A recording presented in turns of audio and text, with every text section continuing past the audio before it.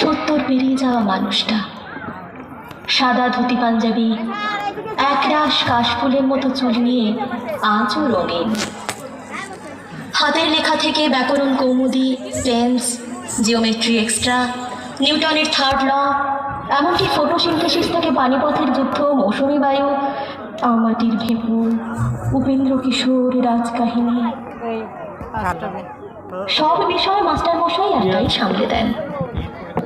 রোদ্দুরের সাথে সূর্যের যা সম্পর্ক, মাস্টারমশাইয়ের সাথে তার ছাত্রেরও তাই। আমাদের একটু পানির কথা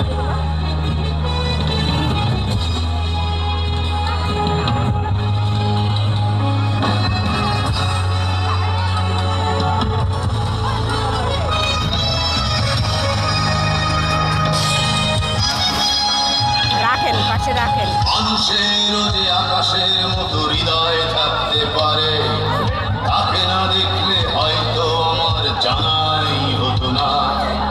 রূপকথারও বাইরে যে এক বিশাল জগৎ আছে, তার কাছে না শুনলে বোধহয় শোনাই হতো না। আজকে আমার এই পৃথিবীর অনেক কিছু চেনা, ব্যাগবোর্ডের ওই কালো আকাশ আমায় দেনা। তোমার সাথে প্রথম কথা, প্রথম হাঁটতে শেখা, তোমার হাতেই অবাক চক পেন্সিলে লেখা, তোমার বুকে মাথা রেখে ঘুম পাড়ানি গান, তোমার কাছে দুঃখ প্রকাশ, যত মান অভিমান। বয়সটা সে 6 কি 7, হয়তো তবে ফিরে পেতাম স্যারের কোমল হাত।